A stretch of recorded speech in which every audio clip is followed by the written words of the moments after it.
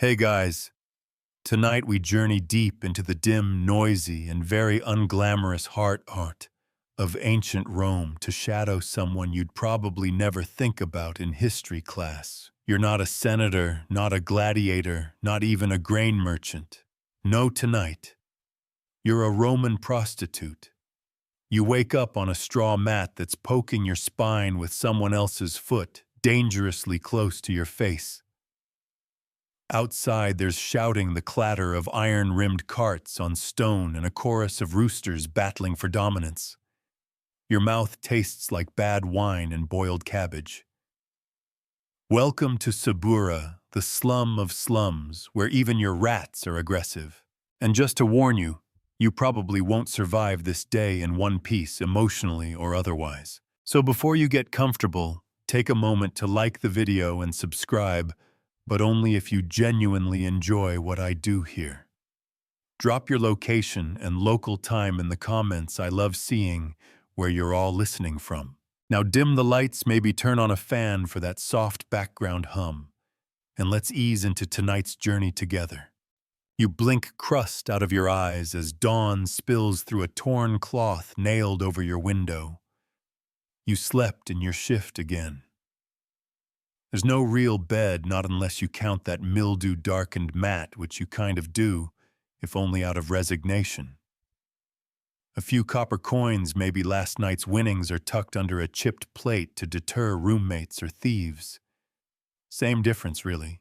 You shuffle to the water jug, which is more damp clay smell than anything resembling clean. It's not enough to wash properly, but it's enough to rinse your mouth and wipe your face with the edge of your tunic. It stinks, by the way. Everything does. Subura smells like fire smoke, hot urine, spoiled fish, and cheap perfume trying way too hard. Some days the sewer under the street gurgles like it's burping up the underworld. But this is home, for you and for a lot of people like you. Subura's alive already. Bakers yelling out their first loaves, kids running barefoot through puddles. A drunk legionnaire still singing about Mars and getting rejected by 2 chickens and a goat. You know him. You worked him last week, tipped with a cabbage and a broken hairpin. This neighborhood doesn't sleep much. Not when its economy runs on pickpockets, pawn shops, and bodies, yours included. And despite the imperial grandeur Rome projects elsewhere, here in the tenement-packed chaos of Subura, everything is falling apart at the seams. Literally. The wooden floors creak like they're planning a mutiny, and that building across the street has leaned farther every month. One strong breeze, and it's everyone's problem. You were lucky, sort of. You weren't enslaved into this life, though many were. Some got sold off by parents too broke to buy bread. Others were war captives, paraded in chains, then sent straight to brothels. You came here yourself. Maybe your husband died. Maybe you ran from one. Maybe you were promised a job that never existed. Either way, Rome gave you 2 choices: starve slowly or sell fast. So you sell. It's not as simple as just standing on a corner, though. You're already calculating which alley is safest this morning, which regulars are on duty, which of the tavern boys might tip you off if a magistrate's making rounds. Being a sex worker in Rome isn't illegal per se. It's tolerated, even taxed, but that doesn't make it safe. Not by a long shot. Your joints creak as you stretch, and your stomach growls rude and persistent. There's no breakfast, unless someone shares some barley mash, and you're not in the mood to flirt for it. Instead, you check your stash: 3 coins, a wooden Venus charm, and a crude comb. You pin your hair up crookedly with a fishbone because hairpins are for the wealthy. Makeup, sure, if you can call it that. You smear some white lead paste on your face. It flakes like bad snow. You add red ochre to your cheeks and rub soot on your eyebrows for effect. Some girls go full glam with crocodile dung donkey milk and powdered snail shells. You make do with what won't poison you quickly. And your scent. A pungent blend of yesterday's sweat and a spritz of myrtle oil from a diluted bottle. You reek, but so does everyone else. The truth is, Roman hygiene is very relative. Bathhouses exist, yes, but they cost. You can maybe sneak in later, rinse under lukewarm drizzle, and act like you belong. But for now, your bath is that moist rag and hope. As you lace your sandals' worn soles tied with frayed string, you hear the neighbor's kid yelling in Greek. His mother yells back in Latin. Neither of them is winning. The argument ricochets down the stairwell and out onto the street. A dog howls in protest or encouragement. Hard to say. You breathe in, brace yourself, and step out. The air outside is already warm. Rome's summer sun isn't up yet, but it's plotting. You can feel the threat of it in the humidity clinging to your neck. A banana peel or something like it squishes underfoot. Someone peed in your favorite corner again. Great. Still, there's comfort in routine. You nod to Flavia, who works across the way, older than you, missing 2 teeth, and somehow always cheerful. She waves a chicken leg in greeting, or maybe warning. Funny thing, historians still argue whether most Roman prostitutes lived in brothels full-time, or just crashed wherever was cheapest. The evidence is murky. Walls talk sure graffiti scrawled on lupanar walls in Pompeii give cheeky clues, but much of the lived experience is stitched together from bones, trash heaps, and satire. Roman poets loved to mock girls like you. Juvenal practically made a career out of it, but they never saw the morning aches, the cramped ankles, the strategy it takes to survive. They never smelled this alley at sunrise, or heard the difference between a client's swagger and a soldier's. You're not just selling sex. You're selling performance negotiation and escape. And this day, it's just begun. You duck back inside for one last look at yourself in the shard of bronze you call a mirror.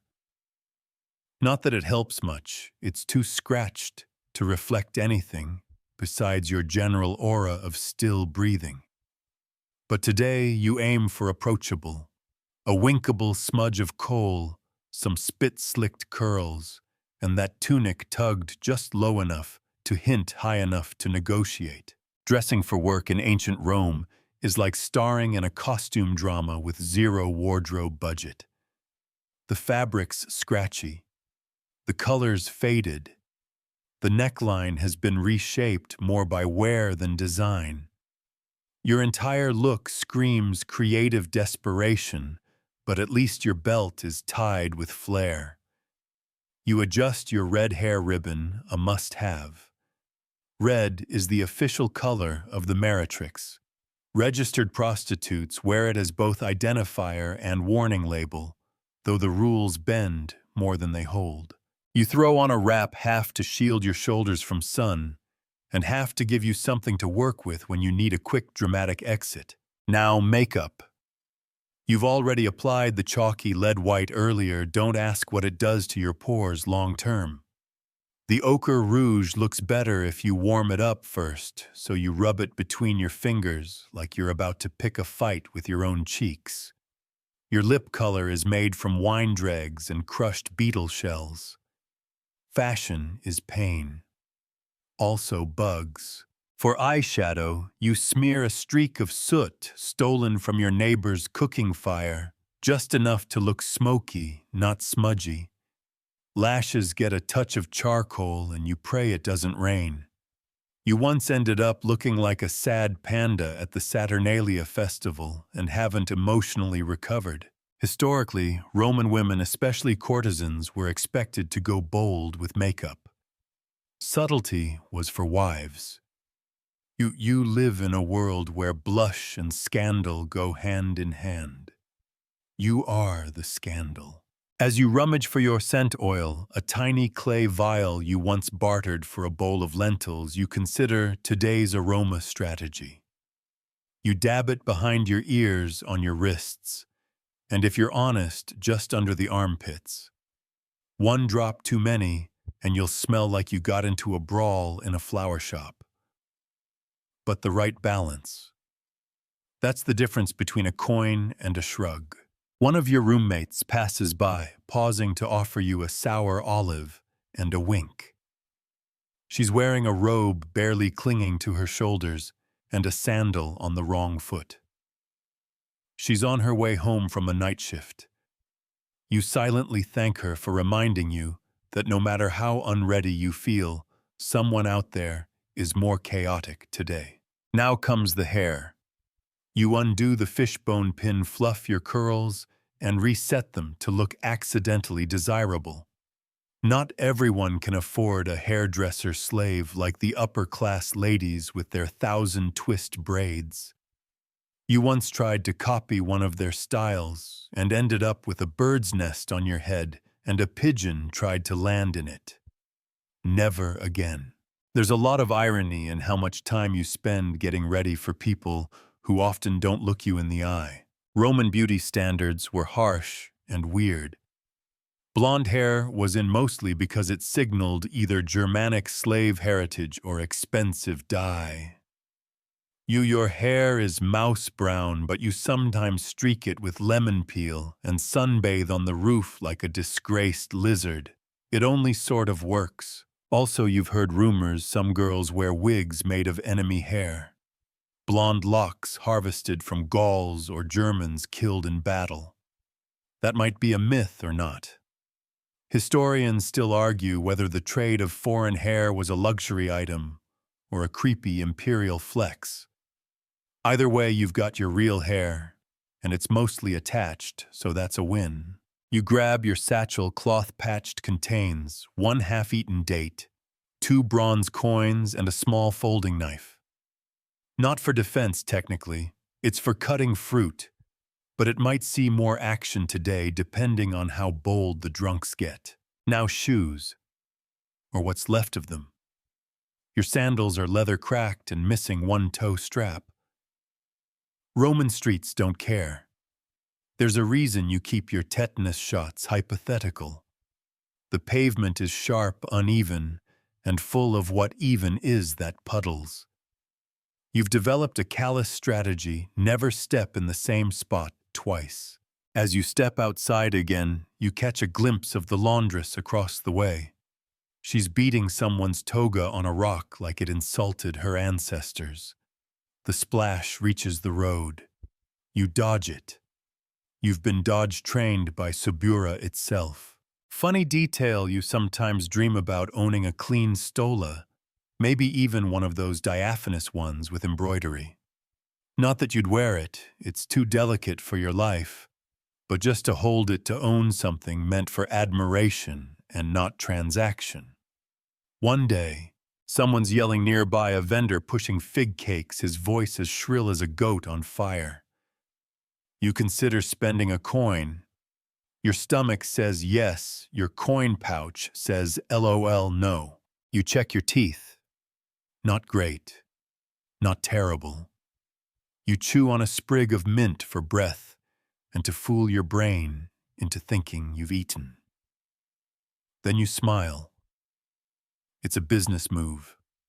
A lopsided, tired smile with just enough spark to convince a man he's interesting. Because here's the secret: getting ready isn't about vanity. It's armor. It's ritual. Every curl and dab and accessory is a layer between you and the next cruel word, the next dismissive glance. You don't dress for clients. You dress to feel like you're still driving the cart, even if the donkey is wild and the road is uphill both ways. You pause before leaving your insula, your apartment block, and do the ritual shoulder shrug. It resets everything. Your attitude, your posture, your nerves. You've got this. Or at least you can fake having it for 6 to 9 hours. Out the door into the heat, and toward your first pitch of the day. Remember, you're not just working, you're surviving, with style. You step onto the street, sandals slapping unevenly on the cobbles, eyes scanning for opportunity. It's early, but early's the best time to snag soldiers before they're drills merchants, before their ledgers, and bored aristocrats before their wives are awake enough to notice they're missing. You pass under a crooked balcony dripping someone's breakfast dishwater. It nearly nails you. You dodge with veteran grace.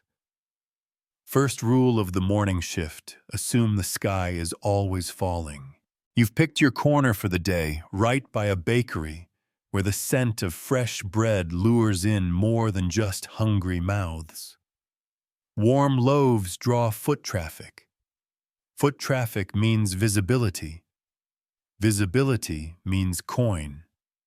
If you're lucky, you lean on a half-cracked column, lips parted just enough to look dreamy, not deranged. The morning breeze teases your hem. It's just enough to suggest without scandal. A group of auxiliaries trudges past, dusty, bleary-eyed, but still upright. You smile. One slows his eyes, trailing from your cheek to your ankle. You tap the toe of your sandal once. The signal's subtle. He nods. No words. Just a transaction waiting to happen. Maybe. You let him go. Sometimes interest today becomes income tomorrow. Not all sex workers in Rome stayed in brothels, remember? Many of you, like today, freelance in alleys, doorways, and streets. This morning, you're what they call a prostibula, a streetwalker, independent, unpredictable. You don't have a Leno, a pimp, or manager, but that means no one takes a cut, except maybe the occasional guard with a palm that needs greasing. Speaking of guards, there's old Gaius pacing his beat near the fountain. You nod. He gives a grunt. It's not affection, it's negotiation. He'll look the other way if you toss him a coin by sundown or offer a discount. You once tried to flirt him out of it. Didn't work. Gaius flirts like a sack of turnips. The morning unfolds slowly. A few clients, mostly familiar faces. One is that balding fishmonger who always smells like brine and disappointment.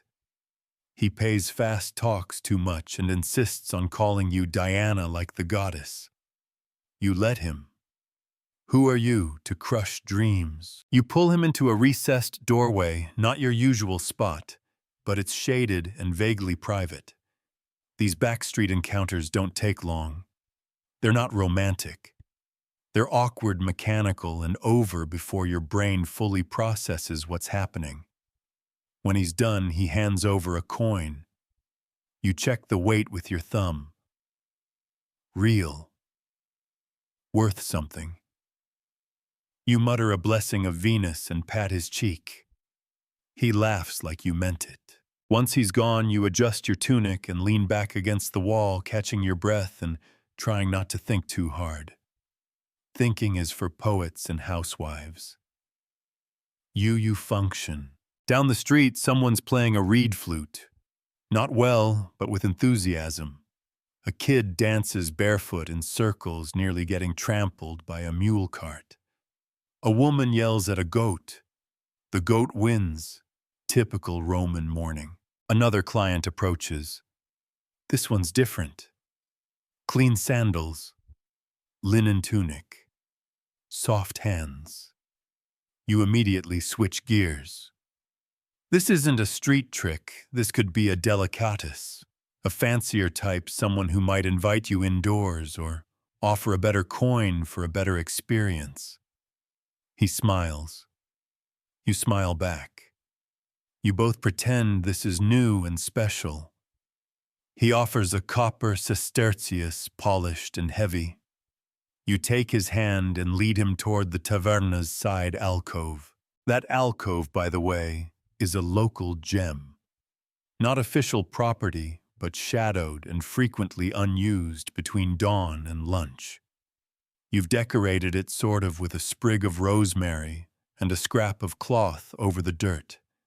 It makes clients feel like it's cleaner than it is. With the delicatesse, you stretch the moment. You let him talk.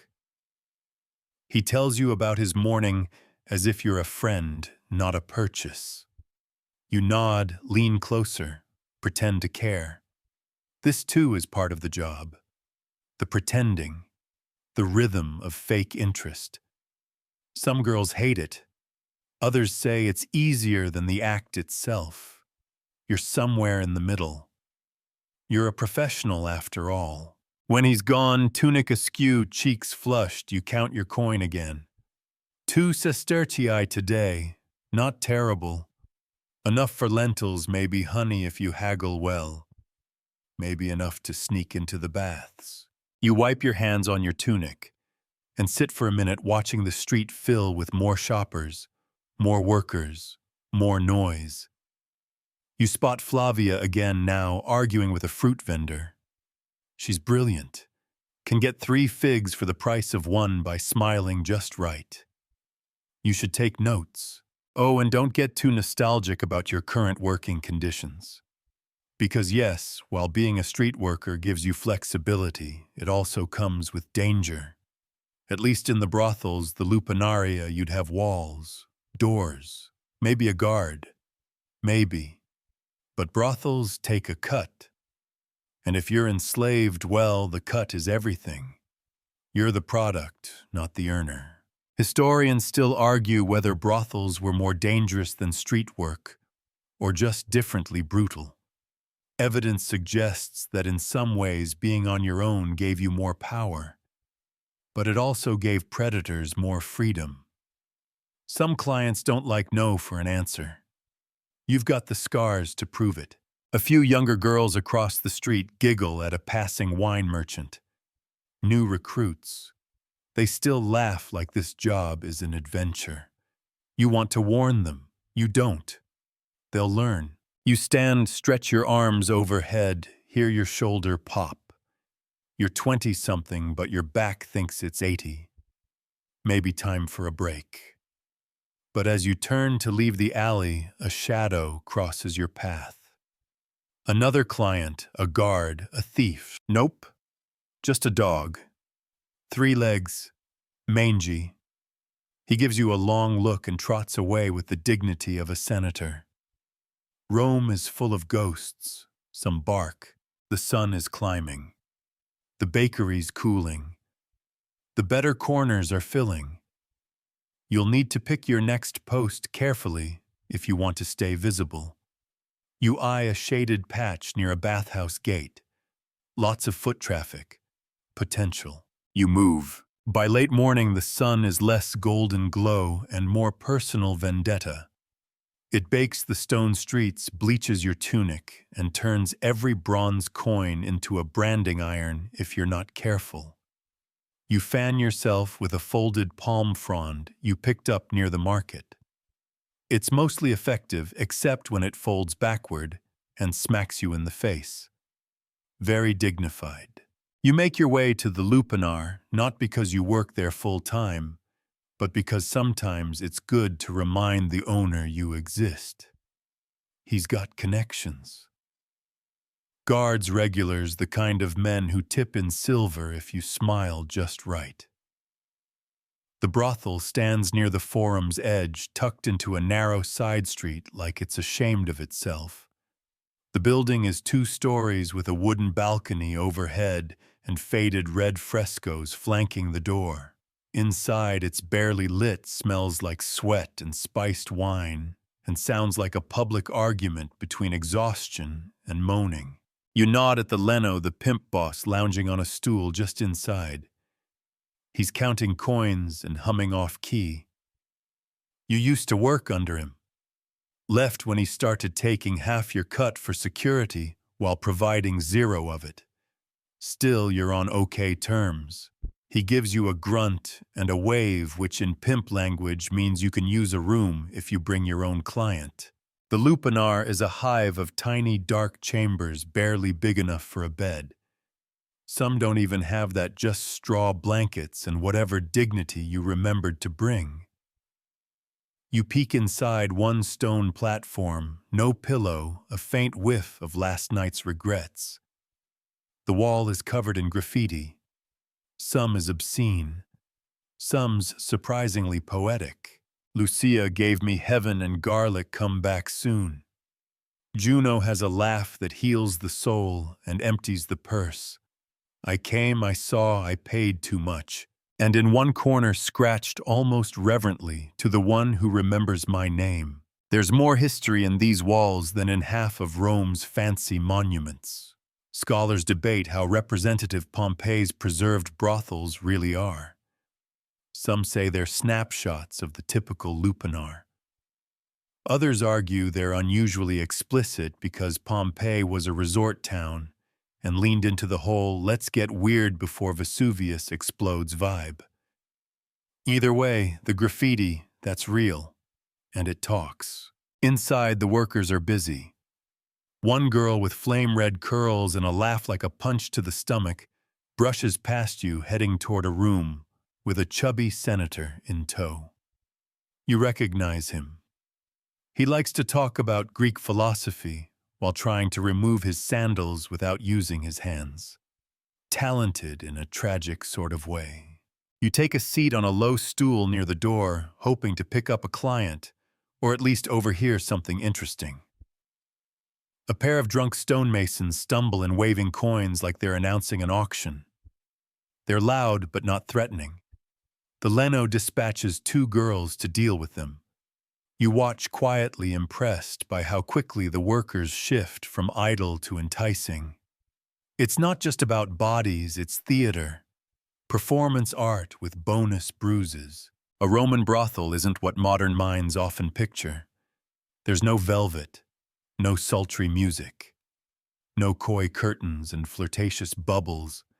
It's more functional. Stone walls, carved beds, a bucket in the corner. If you're lucky, there's a rag for cleaning. If not, well, you improvise. You get offered a room by a client who spotted you near the fountain. He's sober, polite, and miracle of miracles, reasonably clean. He slides a coin into your palm with the practiced touch of a man who's done this a lot, but still pretends it's spontaneous. You guide him to the least awful room available. He makes nervous conversation about the weather. You respond with a murmured joke about Jupiter needing a better rain schedule. He chuckles. Success. When he leaves, he surprises you another coin. A tip. He even thanks you. Genuinely. You sit on the edge of the stone bed after he's gone, staring at the door. It's not often you feel like a person during this job. It's not always welcome either. The moment you start feeling like a person, too often the cracks show. But still, you pocket the coin and the compliment. Back in the common room, you sip watered wine, probably second-press grapes, sour and weak, and chat with one of the regulars, Vibia. She's older hair gone silver at the roots, laugh deep as a well. She once worked at a noble's estate, she says, as a servant. Got caught with the wrong air in the wrong room. Ended up here. She's not bitter, or at least not today. You talk shop. Bad clients, good tips, weird requests. One senator likes to be barked at. Another won't speak unless you call him your triumph. A third just wants to hold hands and cry. You joke that he should pay you for therapy rates. Vibia tells you about a client who brought figs as payment. Real figs, no coin. He thought he was being romantic. She took them, then charged him double the next time. Power move. Historians still argue whether women in brothels had any autonomy at all. Some claim enslaved workers were treated marginally better in registered brothels, fed, clothed, medically treated, while freelancers like you had to scrap for everything. Others argue that institutional brothels were often just cages with painted walls. The truth is probably messy and murky like most things in history. You know one thing for certain. There's no such thing as safety in this business. Not really. But there are moments. Small wins. A coin hidden in your sandal. A good joke. A tip. A client who doesn't treat you like trash. You stretch, finish your wine, and stand. Your shift at the lupanar is done. The rooms are filling with afternoon shadows. You catch your reflection in the wine jug, smudged eyes, sweat-damp curls, tired grin. Still here, still moving. You nod at the Leno who gives you the briefest smile. Maybe he respects the hustle. Maybe he's just pleased you didn't cause trouble today. You step outside back into the glare and the stench and the noise. A donkey brays nearby. Someone's burning meat too close to the ground again. A couple argues about fish. Rome in all its grimy, glorious chaos swirls around you. You walk toward the forum's edge, coins tucked deep head high. Time to find your next client. Or maybe just a corner of shade and 5 minutes to breathe. You head back into the heat, past a tavern belching out smoke and laughter, toward the edge of a plaza, where hawkers are already shouting themselves hoarse over everything from pickled eggs to love charms. You pause under a fig tree for a moment of mercy. The leaves offer dappled shade, and you inhale slowly, catching hints of ripening fruit, and the faint metallic tang of old blood, probably from yesterday's butcher runoff. Rome never lets you forget that decay is always a breath away. Now comes the real question. Where do you position yourself next? Street work is more than just standing around and fluttering your lashes. It's a game of strategy. The most valuable commodity location. Brothel girls may have their walls and beds and mosquito-infested privacy, but out here, it's all about turf. You clock a girl standing too close to your usual spot, Marcia. She's new, maybe 15, already hardened. Hair braided, tight mouth set in that practiced pout that says I'll act like I want to, but only if you pay double. You respect the hustle even as you mentally curse her for claiming your prime real estate.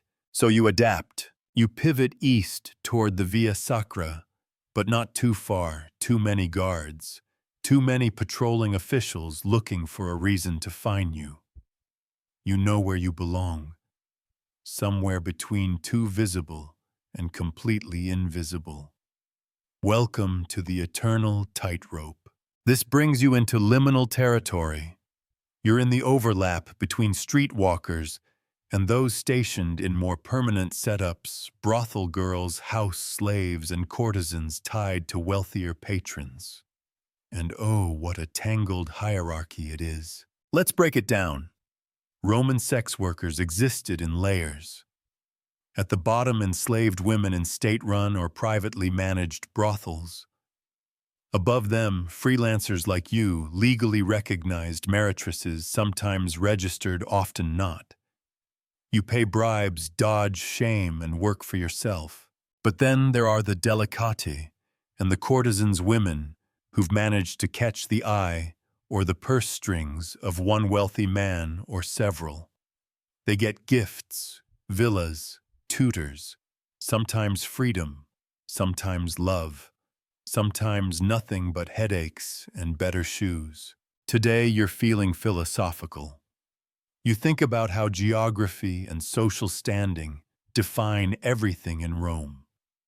A woman doing what you do inside the domus of a senator might be called a concubina, a respected mistress, even if she's just another transaction. But take that same act, drag it 5 blocks west into the alley by the tavern, and suddenly its criminal base laughable. Historians still argue whether Roman society truly believed in respectable prostitution, or whether that's a modern projection onto ancient sexual politics. The law acknowledged your existence. The poets mocked it. The public used it. The temples ignored it except the ones that didn't. As you stand along the main drag, shifting your weight moment from one foot to the other, you notice an older woman across the square. She sits on a stool, spindle in hand, spinning thread like she has all the time in the world. She's not a worker like you, not anymore. But her eyes meet yours, and she gives a nod, the kind only people in the trade recognize. Maybe she used to do this. Maybe she still does. Hard to say, time blurs the lines. And now let's talk about the Leno the pimp. Or in some cases, the madam. Your work depends entirely on whether you have one. Some girls are managed. That comes with benefits. Regular clients, a place to sleep, sometimes meals. But it also means a cut of every coin goes to someone who never lifts a finger, and you don't get to say no at all. The Leno has legal control over you if you're enslaved or contracted. That means you get the work and he gets the profit. You once worked under a Leno named Lucanus. He had a beard like a storm cloud and breath like pickled onions. But he also had connections, and if you stayed in his good graces, you got paid better than on the street. He called you Little Viper because of your tongue. It was almost affectionate. Almost. You left when he tried to raise your cut to 80% and started charging you to use the privy. Still, sometimes you miss the stability. If you can call anything in this line of work stable. Marcia, the new girl, calls out to a passing group of young men.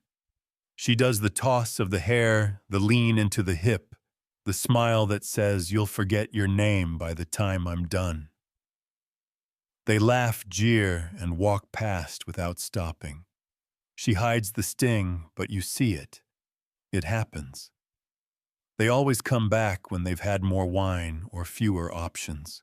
You walk up to her. "Try the alley by the butcher's," you murmur. Better shade. Less noise. She blinks at you, startled. You don't wait for thanks. You just walk on. Rome might be ruthless, but not everyone has to be. You pass by another freelancer, Terentia, perched on a barrel and eating olives. She offers you one. You take it. You chew together in silence, watching a pair of clients haggle over a pig's head. "Busy day," she asks, voice low. 2 coins, 1 fig, a compliment. She grins. That's practically a holiday. You both chuckle. It's not a funny joke, but it's yours. There's a strange camaraderie among the street workers. No one's exactly a friend, you all compete, but there's understanding. A glance can say, "Watch out for that one he pinches." A shrug can mean, "Go ahead. I'm tired anyway." You've lent girls your belt before. They've patched your tunic. You've covered for each other when guards came sniffing. As noon drifts closer, the streets thicken. The heat presses down. Your stomach rumbles, but you push through. You think about the girl from last week who got caught soliciting too close to a temple and ended up fined and publicly humiliated. She's laying low now, maybe out in Ostia, maybe underground. No one knows. Rome eats its workers and forgets their names. You wonder what they'll write about you one day, if anything. Probably not. Maybe your name will end up scratched into a wall, Claudia Sharp-wit, rough hands, fair price. Or maybe not even that. You move again. Shift a curl behind your ear. Try to smile like this is still a game you want to play. Because the difference between a streetwalker and a brothel girl isn't just where you work. It's where you fall in the empire's hierarchy of usefulness. And right now you're still useful. The bells toll from a nearby basilica. Noon. The heat sharpens into something cruel, an invisible weight pressing on your shoulders and neck. The kind of heat that turns bronze into soup and brains into pudding.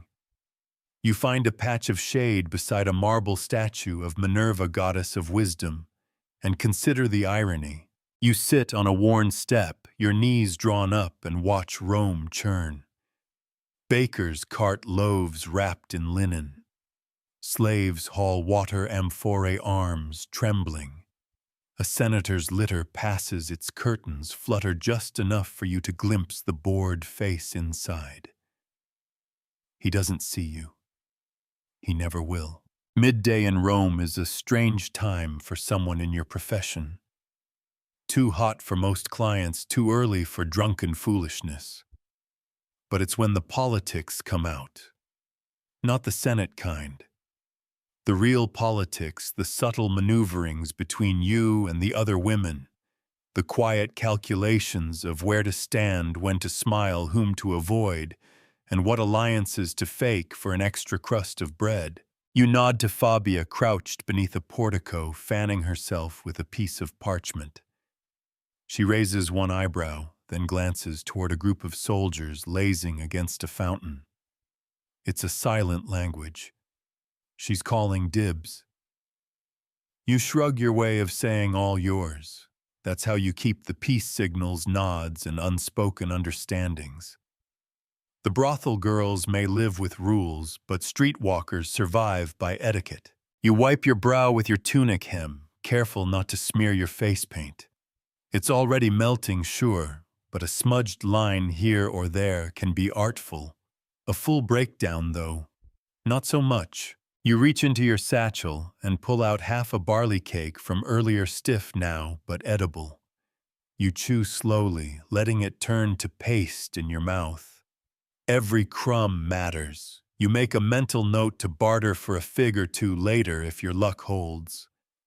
You're due for a decent client soon. As you eat, you overhear two older matrons gossiping in loud stage whispers near the olive stall. One of them points not at you, thankfully, but at a girl across the square in a shockingly sheer stola. They clutch pearls. One mutters the word meretrix like it's poison. You smile around your bite of barley. The law required meretrices to register and wear distinctive clothing, often the toga mulibris, a garment normally reserved for men or disgraced women. But in reality, no one strictly enforced that outside public scandals or board officials. You certainly don't parade around in a toga. Too much fabric, too much message. You'd rather wear a sign that says, "Hire me, not arrest me." Still, Roman society keeps you in a weird limbo, legal but reviled, needed but shamed. In public, you're invisible unless convenient to insult. In private, you're indispensable. That's the core contradiction of Rome's sexual economy. You are everywhere, but never quite allowed to exist in the open. Historians still argue whether Roman women in your profession were truly free in any meaningful way. You could earn money, own property, even buy your freedom if enslaved, but at what cost? You walk a daily tightrope between survival and spectacle, dignity and disgrace. And the minute you misstep, you're a cautionary tale. Just as you're about to lick your fingers clean, a voice behind you says, "Thirsty." You turn. It's an aqueduct worker, a fontanus. His tunic soaked with sweat, arms thick with labor. He holds out a small clay cup, water sloshing over the side. You eye it warily. Then him. He's not familiar, but his face isn't cruel. You nod, take the cup, and sip. It's lukewarm, metallic, but it hits like nectar. "Name's Polio," he says, sitting beside you like you've known each other for years. "You from the Subura." You nod again, less guarded now. Subura girls tend to stick together even if they don't always know each other. Polio chats easily about repairs to the pipes near the Temple of Castor, about how he once fell into a cistern, about his neighbor's donkey that screams like a dying senator. You laugh genuinely. He laughs too. Eventually he asks, not lewdly, just asks. You give your rate. He doesn't flinch. You lead him behind a wine shop into the narrow lane shielded by hanging laundry and humming bees. You lean him against a wall, kiss him with practice, then slide down into the work. It's brief. He's nervous, careful. When it's over, he presses a coin into your hand and kisses your forehead like a lover might. You don't hate it. You return to your perch beside Minerva's statue and count the coin. Bronze, sure, but real. It'll buy you dinner and maybe a candle, maybe even a fresh comb. Now you watch the women. Some walk with a little sway, intended perfected. Others lean in doorways, pretending not to care. You know their tricks because they're yours too. One girl uses a dog as a prop. Another pretends to read poetry. You smile. Theater all of it. A marketplace of desire stylized and sweaty. Nearby, a boy calls out selling nuts roasted in honey. You wave him over and trade a wink for a small pouch. He grins, throws in an extra fig. It's not always about coins. Sometimes charm works better than coin, especially when your coin pouch is thin. You snack, you breathe, you wait. And you think just for a heartbeat about what might have been if your life had tilted another way. If you'd been born to a merchant or a midwife or even a laundress. A life with fewer customers and more calluses. But that's not your story. Your story lives here in the margins between wealth and want, carved into stone walls and whispered down alleyways. It's not glorious, but it's yours. The bells chime again. Midday fades. The streets stir. Rome blinks, stretches, prepares for its afternoon chaos. You dust off your knees, tuck your hair back, and stand. Time to move again. You drift toward the Forum Boarium, where the smell of roasted oxen clings thick to the air, and the crowds are looser, lazier. This neighborhood hums with different energy, less formal than the Forum Romanum, more alive with tradesmen, gamblers, thieves, and men who think a full stomach makes them irresistible. You've had worse clientele. The stones beneath your feet are warm now, and the shade cast by tall colonnades offers the kind of relief that feels earned. You lean against a column, stretching one calf behind the other, ankle flexed in a move that looks casual, but was perfected after many long afternoons like this. And here he comes. You clock him from 30 paces loose, walk silver ring tunic, dyed just barely outside his station. Not noble but pretending, probably a freedman or the son of one. Mid-30s, scented with too much myrrh and practically glowing with the need to impress someone, anyone. He makes a slow circle toward you, then backtracks with theatrical subtlety like you haven't already noticed him. You give him the look, a slight squint, lip tilted, not quite a smile, not quite disinterest. Just enough to make him think he's winning you. He steps close. Are you free, goddess? You answer the way you always do. That depends. Can you afford devotion? He laughs, and just like that, the deal is sealed. You take him behind a warehouse arch. Not ideal, but private enough. He asks if you have a name. You give him one of your better aliases, Livia, today. You have a whole roster one for each mood and price range. He doesn't notice your boredom during the act, and he leaves humming to himself like he's just secured a place in Elysium. You collect the coins, smooth your tunic, and check your hair in a polished shard of bronze tucked into your sash.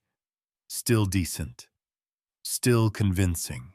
But it's not always that clean. You remember too clearly the day 2 legionaries cornered you near a bathhouse. They claimed they'd pay after. They didn't. One held you down while the other laughed. You screamed, but no one came. Why would they?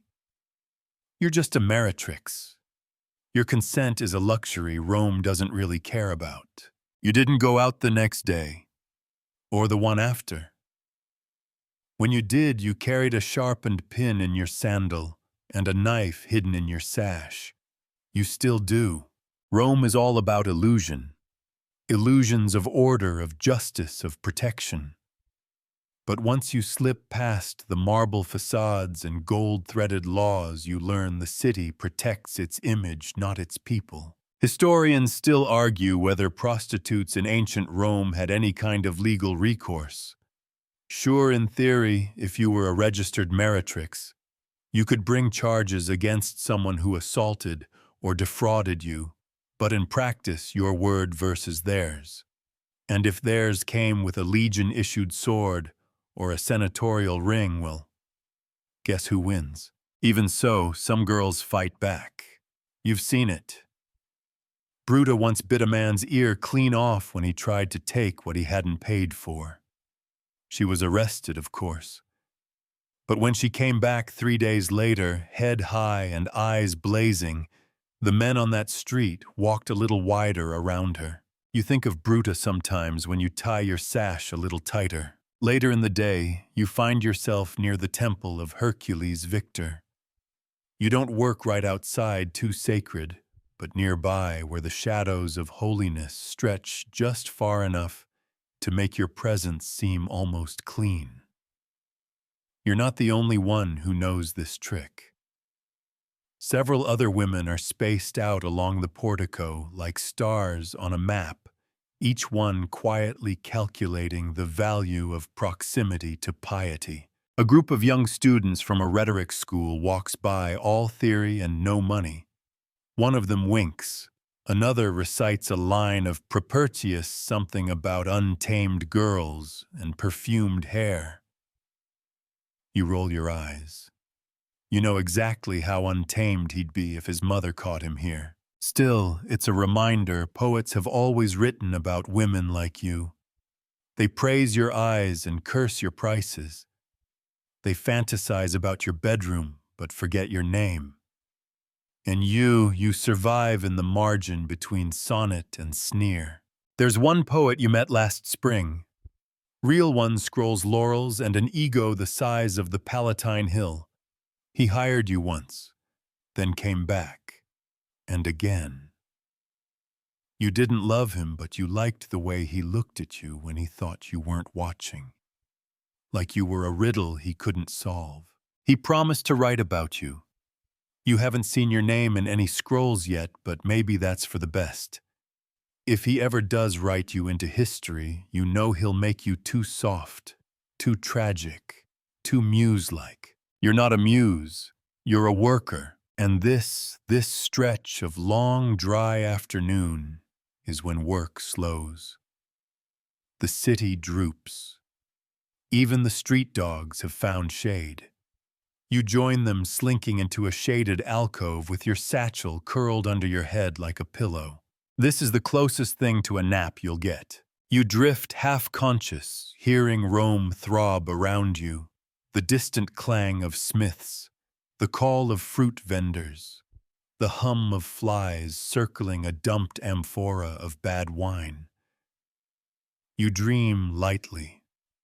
A house by the Tiber, a clean bed, a client who stays. You wake when a child darts past, shouting about free figs and chasing a pigeon. The sun has shifted. The shade is gone. You blink, stretch, check your satchel. Still there? Still whole. You rise brush dust from your tunic and squint toward the west. Shadows are getting longer. Soon the night shift begins. And that's a whole different game. The sun tips towards the western rim of the city, staining every marble surface, a shade of molten gold. You feel the change like a subtle tremor beneath your sandals, Rome's rhythms shifting gears. The heat's still thick, but the light softens. Shadows lengthen. The streets stir with new energy. This is the part of the day when people re-emerge blinking from their courtyards and shaded rooms. Evening in Rome is when masks come off, or in your case, go on more carefully. You dust your face with a bit of ground chalk and dab on rose-scented oil, just a whisper of fragrance enough to say, "I was meant to be touched." You're heading toward the Subura, now that dense, sprawling hive of wooden tenements, cheap taverns and alleyways where people disappear with shocking regularity. It's your neighborhood. It's where you sleep when you get to. It's where most of your regulars are. And tonight, you've got a booking. He's not a senator or even a merchant. He's a baker, and not the glamorous kind, with golden laurel cakes and invitations to elite feasts. No, he sells loaves from a stall that leans so hard you're convinced one good sneeze would collapse it. But he pays on time every time. And more than that, he brings bread. Always warm, sometimes with olives. He meets you at the edge of the alley near the garum vendor, his tunic streaked with flour. His hands are rough and warm, and he always talks to you like you're a human, not just a service. It's not love, but it's decent. You walk together to a second-floor room above a dye shop. The stairs creak. The air smells like vinegar and copper. He lays out a blanket. You remove your sandals. You talk first, about nothing, about whether taxes, fish, then you touch, then it ends. He leaves you a denarius more than fair. You thank him. He gives you a half loaf wrapped in cloth, still warm. Afterward, you linger by the open window. Rome unfolds beneath you. Bronze-tipped rooftops, a dog barking in a courtyard. Two lovers arguing over a dropped jug. It's almost peaceful. You think about the layers of life stacked above and below this rented room. Above you, maybe a tutor scribbling notes. Below, a dyer boiling wool to crimson. In the alley, a thief casing the butcher's stall. Everyone carving out their slice of Rome, balancing on scaffolds of expectation and desperation. Historians still debate whether these casual arrangements, regular clients who weren't quite patrons, formed something close to companionship. Some say these relationships offered a kind of mutual dependence. Others insist they were no different from any other transaction. You know the truth, it depends. On the man, on the woman, on the day. Back on the street, twilight settles. This is when the Subura comes alive. Torches flicker to life, casting everything in amber and shadow. Street musicians gather on corners, strumming out tunes you've heard 100 times, but still hum to anyway. The scent of grilled meat curls through the alleys. Laughter bursts from tavern doorways. A different kind of clientele begins to stir, the kind that only emerges when the sun has slipped away and inhibitions with it. You adjust your sash and decide to make your way to one of your usual haunts, the Popina near the tanner's workshop. Not fancy, not clean, but reliable. It has tables, ale, and more importantly, men who expect your company. You nod to the barkeep, a woman named Laria, who looks like she could crush an amphora with her bare hands. She pours you a cup of the dark house wine and waves off your coin. You helped her sister get out of a bad arrangement last winter. Now you drink free sometimes. Inside the Popina, it's crowded, hot, loud. You spot two of your friends, Alia and Minuccia, already mid-conversation with a pair of drovers. You slide into the seat beside them. You don't interrupt. You just smile, sip, and wait. Eventually, one of the men turns to you. He's older hair, receding eyes, bloodshot from too much sun. "And what's your price?" he asks without preamble. You quote him something reasonable. He nods slowly, as if doing math he doesn't like. You can tell he won't say yes tonight, but that's fine. You're planting seeds. Not every pitch is a sale. Sometimes it's just branding. Alia kicks you under the table. She grins. He's all words she mouths. You grin back. Later, after the crowd thins and the tavern quiets to a low murmur, a man in a dark tunic asks you to join him outside. He's sober, curious, quiet. He's not from here. From his accent, maybe Gaul, maybe Britannia. He doesn't want sex, it turns out. Just company. He says he's lonely. You sit on a stone step sipping your second wine and you listen. You offer a few words, then a few more. Eventually your head tilts to rest on your hand, your elbow pressed to your thigh. And for an hour you are not a product. You're a witness. He presses a few coins into your hand when he stands. "Thank you," he says. You nod. You mean it. The night wears on. You stop by the fountain near the upper market, washing your hands in the cool water. Behind you, two girls argue over territory. One threatens to cut the other's braid off if she gets too close again. You've seen this exact argument 3 times. They always make up. Rome is a city of friction. It polishes you down, then calls you beautiful for how you shine. You check your satchel, 2 bronze coins, 1 silver, and the baker's loaf. Not bad. You find a quiet corner near your building and sink down, wrapping your arms around your knees. The stars above are dim and scattered, barely visible behind the torch smoke and the echo of voices. But they're there. Always are. You think about tomorrow and how you'll do it all again, because that's what Rome demands. Not glory, just survival. You don't sleep long. The sound of shouting jolts you awake, 2 drunk men arguing over dice just outside your window. One accuses the other of cheating. The other accuses the dice. You stay still, watching the shadows twist on the wall like puppet theater. Rome never truly sleeps. It just shifts volume. Eventually they stumble off, leaving only the scent of wine and the echo of insults. You exhale. You press your back against the rough wall and try to drift again, but your body's too sore, too alert. The aches in your thighs and shoulders remind you that no matter how gently the night passes, it always takes something with it. You rise, quietly, carefully. Your room, a generous term for the corner of a tenement you share with 2 other girls, is empty for now. Alia's out working late. Minutia slipped into the wine cellar's cot 3 hours ago and probably won't return until after sunrise. You splash a bit of water on your face from the shared basin, trying to feel something close to refreshed. The water is cool, but not cold. Everything here is lukewarm, the bathhouses, the bread, even most of your lovers. The sky outside is still dark, but softening at the edges. Dawn is approaching, slow and pink like wine diluted with too much water. The city murmurs to life. Birds, broom sweepers, dogs barking at empty carts. You pull on your sandals, secure your sash, and head out. There's work to be done.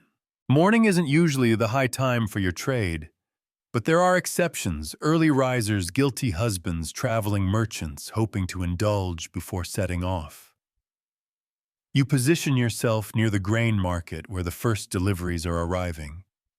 You lean against a column and let your eyes scan the crowd. And just like that, you spot him. Not a client, not yet. A candidate. He's alone, well-dressed, and most importantly, looking. You give him your softest smile, the one that hints at secrets.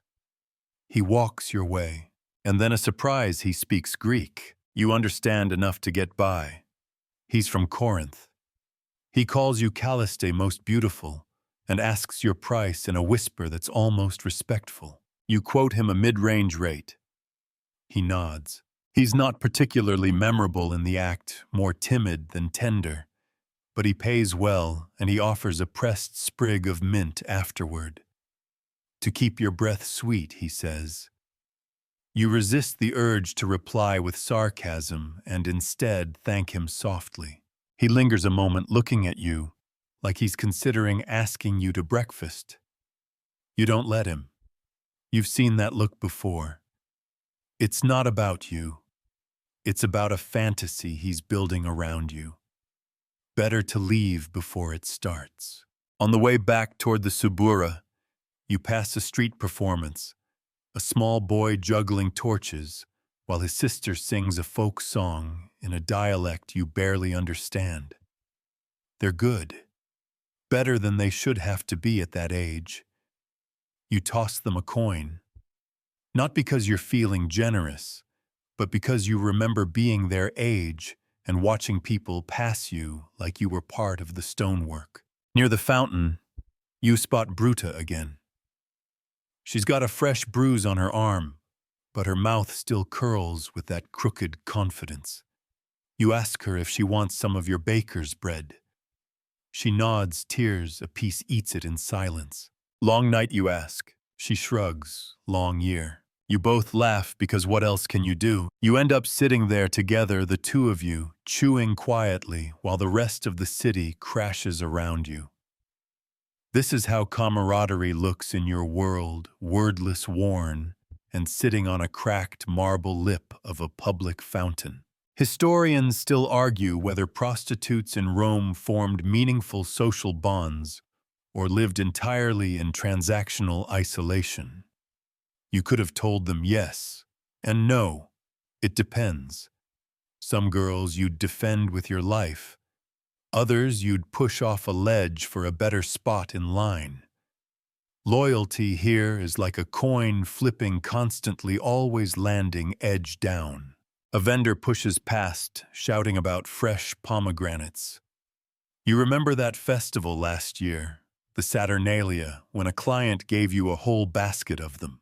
Red as blood, sweet as lies. You haven't tasted one since. You say goodbye to Bruta and make your way to the public latrines. You hate using them. Everyone does. They're always wet, always smelly, and the sponge on a stick system is exactly as unsanitary as it sounds. But they're free, and that matters. You step carefully between puddles and avoid eye contact with the man pretending not to stare. When you emerge, the sky has gone bright. Officially morning. And here comes a temple procession. A priest leads the way, flanked by musicians and garlanded assistants. The statue, Juno maybe, or Venus, is borne aloft on a platform of gold and silk. You can't help but roll your eyes. A goddess of beauty and fertility parading through a city that treats women like you as disposable. Still you watch. You always do. Some of the girls even pray. You once whispered a prayer to Venus before a particularly important client, hoping he'd be generous, maybe even remember your name. He did. For 3 weeks. Then he vanished. Later you found out his wife had learned your name too. A cart rumbles past, wheels groaning. A caged monkey inside shrieks at passers-by. A few children point and giggle. You're not sure if they're laughing at the monkey or at you. You keep walking. You stop by the old woman selling salves and perfumes near the crossroads. She hands you a small vial of lavender oil, your usual. You trade her 2 copper coins and a scrap of fabric. She doesn't ask questions. She never does. You've seen senators' wives buy from her in secret. There's comfort in rituals, even in this life. Maybe especially in this life. You think about heading back to your room, maybe resting for an hour before the next round begins. But instead, you find yourself walking not aimlessly, but not with intention either. You pass the bakery. The baker waves. You wave back. You pass the brothel near the gladiator barracks. One of the girls, arms folded on the windowsill, calls out, "Anything good today?" You grin. "Depends what you're selling." She laughs. Same old, always same old. But you keep walking because that's what you do. You walk, you wait, you work, and maybe, just maybe, you make it through another day. Evening folds into the city like a slow sigh, and you find yourself near the Circus Maximus, where crowds gather, their voices rising and falling like the tides. The air is thick with excitement and dust, the scent of roasted chestnuts mingling with sweat and horse leather. The races tonight promise speed and chaos, two things Rome never tires of. You don't come for the spectacle. No, you come because the crowds bring opportunities. Men flush with victory or drowning losses, desperate for distraction. You perch on the edge of a worn stone wall, watching as chariots thunder past. The roar of the crowd fills your ears, the horses' hooves drumming a relentless rhythm that echoes your heartbeat. The night feels alive, pulsing. A man approaches, his tunic, torn face streaked with grime and tears.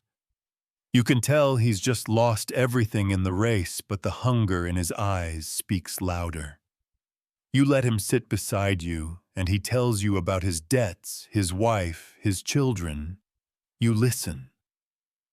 Then, as the crowd's noise swells again, he reaches for your hand. Your job isn't just to satisfy. Sometimes it's to hold the pieces together, to be the quiet in the chaos. Later, you wander through the back alleys of the Subura, where lanterns flicker and shadows cling like cobwebs. Here, the night deepens, and the lines between danger and safety blur. You keep your knife close, your senses sharper. A group of men blocks your path, their intentions clear. You smile slow and offer them a price. Negotiations follow, more words than violence. You walk away with coin and bruises you'll hide well. The city never forgets. It doesn't forgive either. You pause at a small shrine, whisper a prayer to Fortuna. Luck has been your closest ally. As dawn threatens, you slip back to your room, exhaustion settling in. Tomorrow waits unrelenting. The morning light pours over the city like melted gold as you step out, your feet familiar with every cobblestone and crack. Today, the forum buzzes with senators, merchants, and citizens clamoring over politics and deals. The air is thick with ambition, sweat, and the occasional scent of fresh figs. You know better than to wander too close to the Senate steps. Those men regard women like you as shadows to be ignored or tools to be wielded. Instead, you glide through the market where the real power is the everyday hustle of traders, slaves, and clients. A wealthy merchant catches your eye. His toga is immaculate, his gaze sharp. You approach with practiced ease, your smile both invitation and challenge. He whispers promises of more than coin, but you're cautious.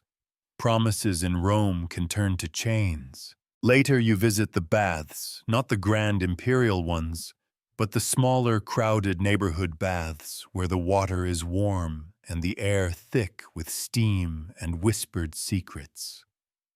You meet a few clients here, a place where the barriers between social classes thin and everyone seeks relief in the warm embrace of water.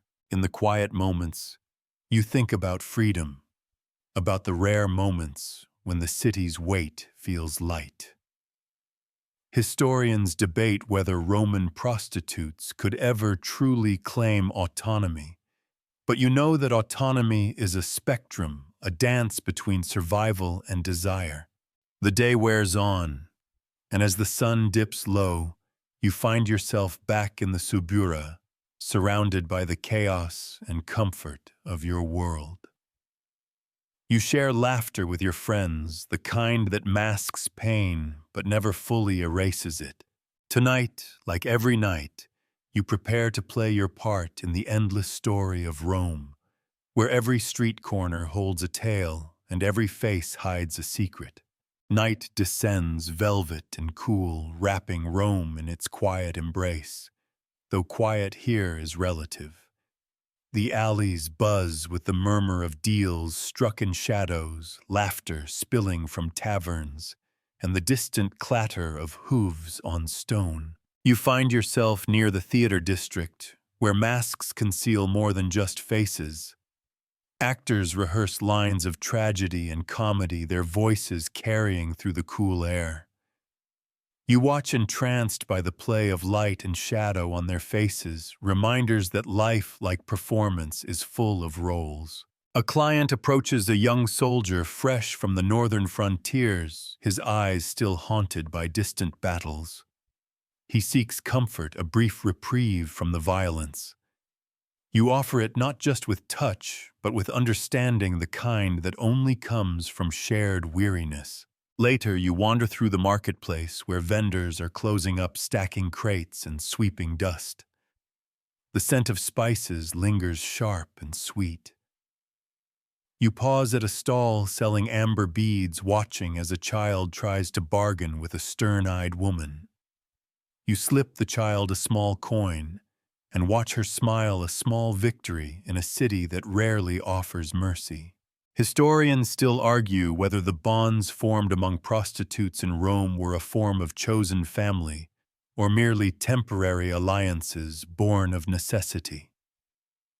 You know, it's both a complex tapestry woven from hardship, laughter, and survival. The night deepens, and as you make your way home, the distant sound of a flute drifts through the air, soft and melancholy. You pause, letting the music wash over you, a brief moment of peace before the cycle begins anew.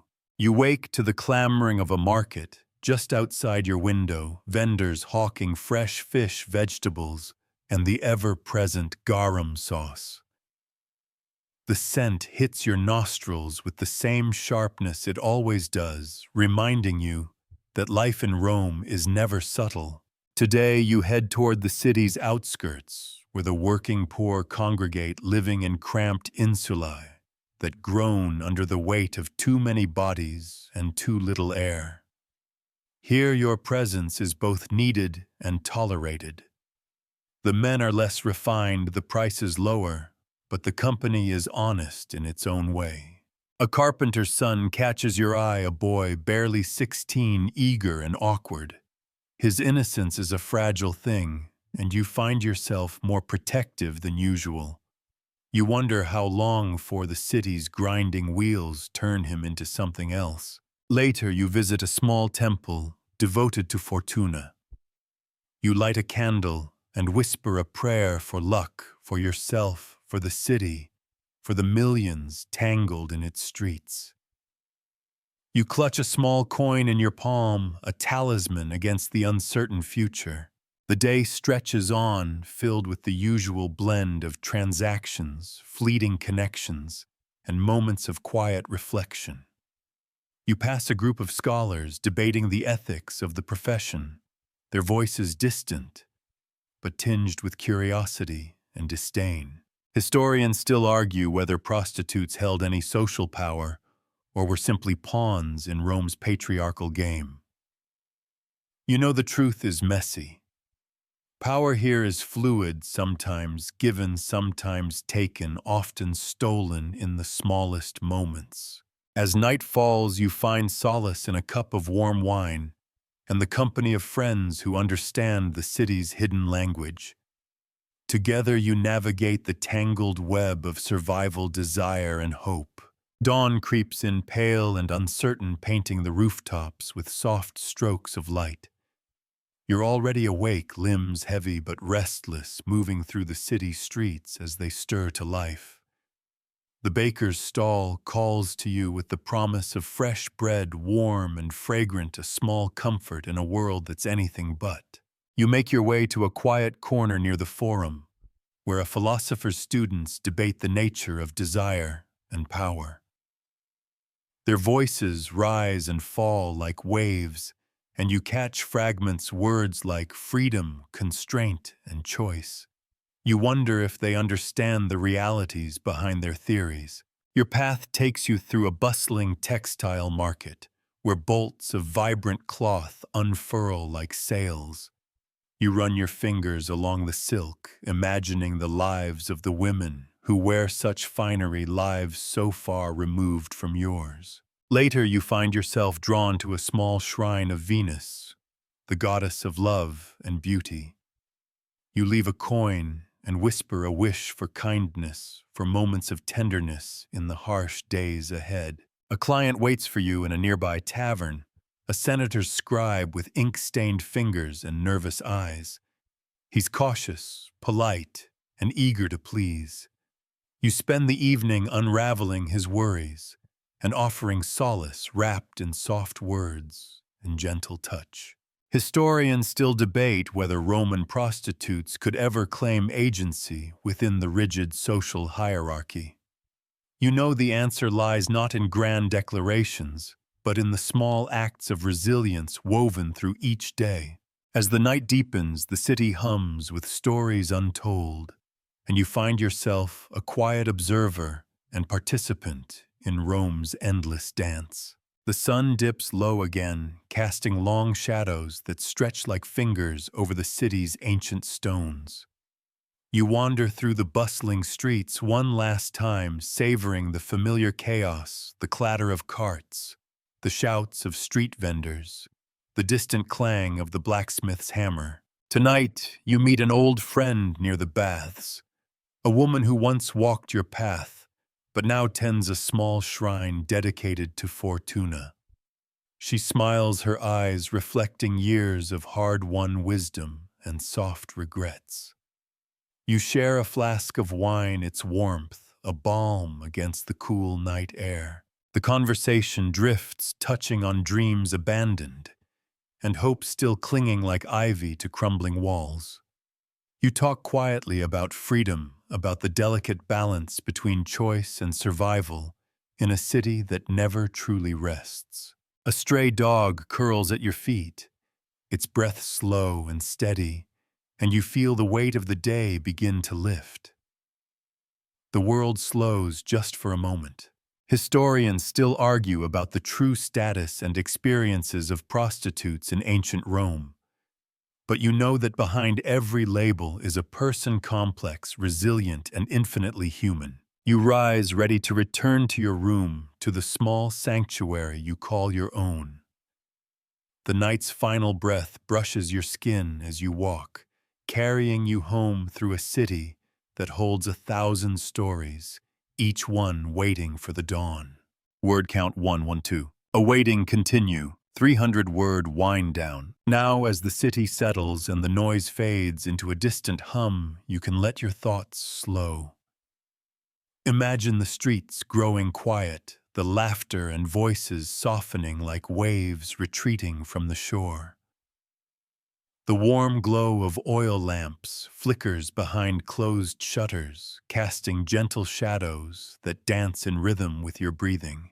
The world you've walked through tonight, a world of light and shadow, of courage and weariness, is a tapestry woven with countless lives, each thread vibrant and fragile.